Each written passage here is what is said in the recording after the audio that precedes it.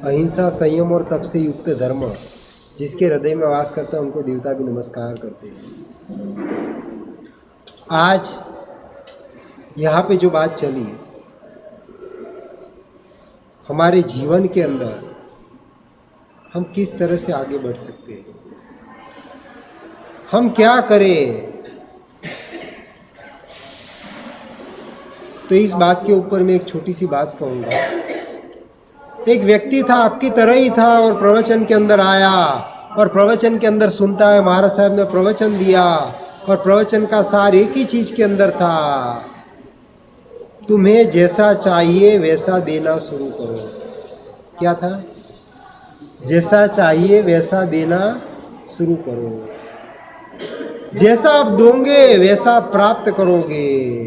और वहां पे उसने प्रवचन सुना और उसने सोचा कि नहीं, गुरु महाराज ने बोला है इसके अंदर कुछ सार होना चाहिए और ये मेरे जीवन में मुझे उतारना है। और व्यक्ति हीरा घिस रहा था। क्या कर रहा था? हीरा घिस रहा था। और वहां पे सोच चली, मुझे क्या मैं दे सकता हूं। और सोच चली, कारखाने में गया, हीरा घिसता था। सामान्य वो क्या बोलते हैं, सूरत के अंदर हीरा घिसे ने क्या, ये सत्य घटना बता रहा हूं।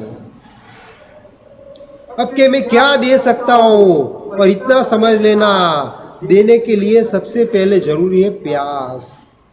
उसको भी प्यास लगी, मैं क्या दे सकता हूं।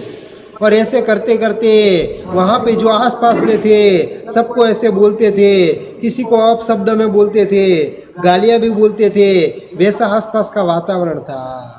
और उसने उसके अंदर खाली थोड़ा सा चेंज किया, मुझे देना है। सबसे पहले तो क्या चल रहा था उसके मन में, मुझे कुछ देना है।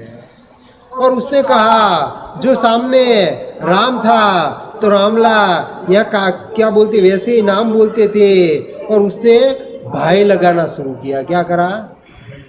छोटा भी है तो कैसे हो राम जी भाई, कैसे हो कान्हा भाई। अब बोले क्या बोलते, ऐसा करना शुरू किया और व्यक्ति के अंदर परिवर्तन आता है। तो सब बोले देखो ये तो क्या बोलते ढोंग कर रहा है, क्या करेंगे। और वहीं पे कई जने की गाड़ी फिसल जाती है, साला मैं इतना करता हूँ तो भी ऐसा करता है। लेकिन चाहे कोई कुछ भी बोलता है, मुझे कुछ देना है। और इसने सबसे पहले सोचा, मुझे सबको सम्मान देना है। क्या देना है? सम्मान देना है। और सम्मान के हिसाब से सबके अंदर बहुमान के पूर्वक कोई भी है तो राम जी भाई, कान्हा भाई ऐसे बोलना शुरू किया। कुछ समय तक तो सब वहाँ पे उनको ऐसे ही बोलने लगे, लेकिन इसने अपना लक्ष्य बनाया था, मुझे कुछ देना है। और कुछ समय हुआ, उसके बाद में परिवर्तन आया। इसका नाम गोविंद था, तो गोविंदिया कहते थे सब वो जो बोले वो, लेकिन वो सबको बहुमान देना शुरू किया। सबने भी उसको गोविंद भाई बोलना शुरू किया। क्या किया? सबसे पहले इसने देना शुरू किया तो वही रिटर्न उसके पास आया। उसके बाद में उसने सोचा मैं और क्या दे सकता हूँ, और क्या दे सकता हूँ। और उसके बाद में किसी को कुछ काम है, किसी की कुछ सेवा है तो वहाँ पे सेवा करने लग जाता। कुछ काम है, किसी की माता बीमार है तो क्या बोलते उसको हॉस्पिटल ले जाना, ये करना, उसकी खबर पूछना।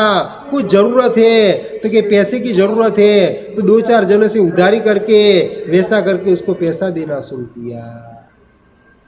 अब धीरे धीरे उसका नाम बदल गया और उसका नाम पड़ा गोविंद भगत। क्या पड़ा? गोविंद भगत।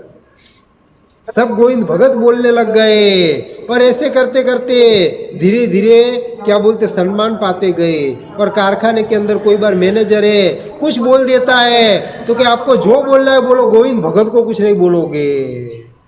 वहाँ पे उसका सम्मान बढ़ने लग गया। अब सेठ ने बोला जैसे डायमंड के अंदर ऐसा होता है, तलिए होता है, पेल होता है, वैसे अलग अलग डिपार्टमेंट आते हैं। सेठ ने सोचा अगर इसको मैनेजर बना दूँ तो कैसा रहे, अगर इसको मैं मैनेजर बना दूँ तो कैसा रहे।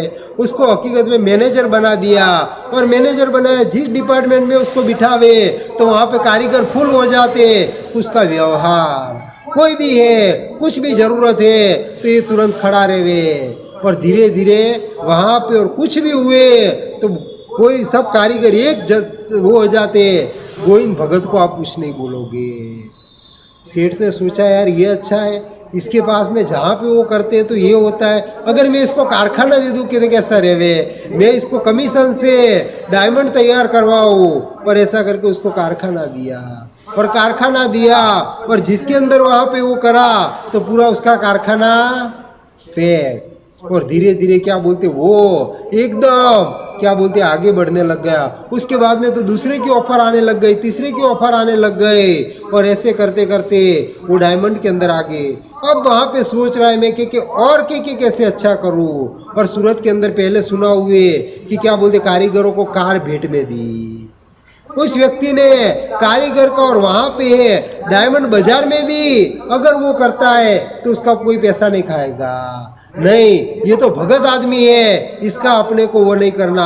आज भी है जहाँ पे पानी की व्यवस्था, आज भी उसका जन्मदिन में क्या कर सकता हूँ तो गरीबों के वहाँ पे जाएगा, अनाथ आश्रम में जाएगा, उसके साथ में बैठेगा, वहाँ पे भोजन करेगा, जहाँ जिसको तकलीफ है उसके वहाँ पे जाएगा। वो चाहता है, अभी क्या आया था वो 500 करोड़ का मालिक है, कितने का, लेकिन उसका कोई शौक नहीं है, एक ही शौक है, मैं दूसरे को क्या दे सकता हूँ। और वहाँ पे वो देना चाहता है, लेकिन परमात्मा उसको खूब देता है। हमारे जीवन का लक्ष्य क्या है? मैं दूसरे को सुख दूँ कि मैं दूसरे को दुख दूँ? मैं अपने स्वार्थ का पोषण करूं कि मैं दूसरे के स्वार्थ का पोषण करूं? मैं सुखी बनूं कि मैं दूसरे को सुखी बनूं? जो हम देना चाहते हैं, प्रकृति का नियम है, जैसा बोओगे वैसा पाओगे।